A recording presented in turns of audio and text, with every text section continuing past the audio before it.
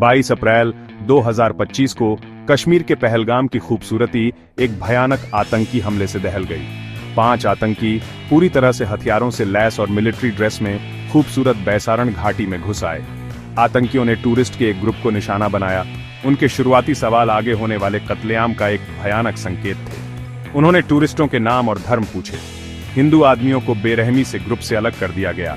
उनकी दया की अपील को अनसुना कर दिया गया। M4 कार्बाइन और AK-47 से लैस आतंकियों ने कोई रहम नहीं दिखाया।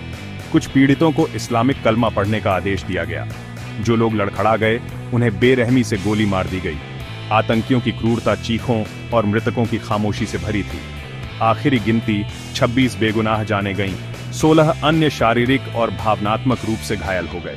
एक टूरिस्ट जिसका जिपलाइन एडवेंचर एक बुरे सपने में बदल गया, उसने हमले के एक हिस्से को कैमरे में कैद कर लिया। फुटेज क्रूरता का एक भयानक सबूत, अफरा तफरी, चीखें और आतंकवादियों की बेरहमी को दिखाता है। दुनिया ने डर के मारे देखा। ये तस्वीरें नफरत और असहिष्णुता की मानवीय कीमत की एक कठोर याद दिलाती हैं। इस हमले ने पूरे भारत और उसके बाहर सदमे की लहरें भेज दी। कट्टरता के सामने मासूम जिंदगियों की कमजोरी की एक गंभीर याद दिला दी। इस डर के बीच साहस और एकजुटता की कहानियां सामने आईं। सैयद आदिल हुसैन शाह, एक स्थानीय मुस्लिम पोनी वाला, मूक दर्शक बनने से इनकार कर दिया।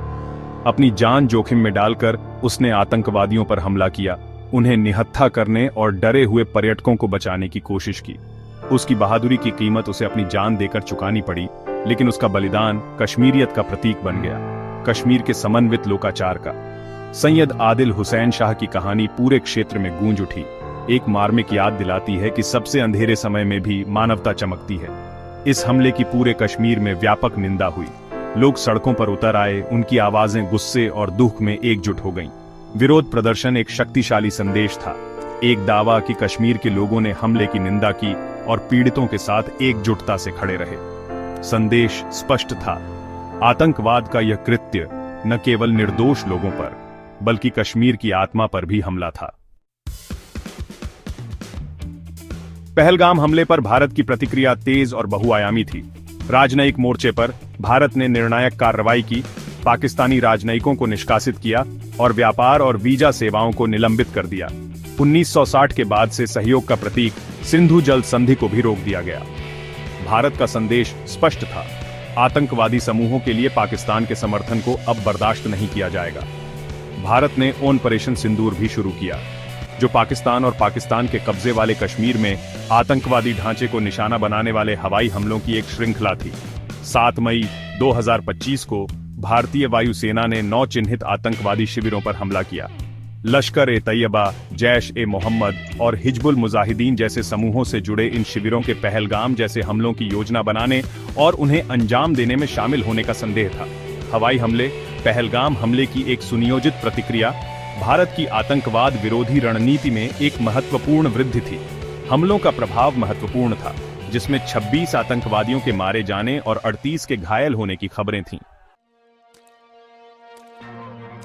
अंतर्राष्ट्रीय समुदाय ने पहलगाम हमले की निंदा करते हुए भारत और पाकिस्तान के बीच बढ़ते तनाव पर चिंता व्यक्त की। संयुक्त राष्ट्र और चीन ने संयम बरतने का आह्वान किया और दोनों देशों से बातचीत में शामिल होने का आग्रह किया। पाकिस्तान के करीबी सहयोगी चीन ने भारत की सैन्य कार्रवाई पर विशेष चिंता व्यक्त की। हवाई हमलों के जवाब में पाकिस्तान ने नियंत्रण रेखा पर भारी मोर्टार गोलाबारी का सहारा लिया। उन्होंने 5 भारतीय लड़ाकू विमानों को मार गिराने का भी दावा किया, जिसे भारत ने खारिज कर दिया। पाकिस्तान ने भारत की कार्रवाइयों की घोर आक्रामकता के रूप में निंदा की और अपने क्षेत्र की रक्षा करने की कसम खाई। पहलगाम हमले और उसके बाद के घटनाक्रम ने भारत पाकिस्तान संबंधों पर एक लंबी छाया डाली है। 2 परमाणु सशस्त्र पड़ोसियों के बीच पहले से ही नाजुक शांति की गंभीर परीक्षा हुई है। अंतर्राष्ट्रीय समुदाय को दोनों देशों के बीच मध्यस्थता करने और आगे बढ़ने से रोकने में एक गंभीर चुनौती का सामना करना पड़ रहा है। यह हमला दक्षिण एशिया में अस्थिर स्थिति और शांतिपूर्ण समाधान की तत्काल आवश्यकता की एक कठोर याद दिलाता है।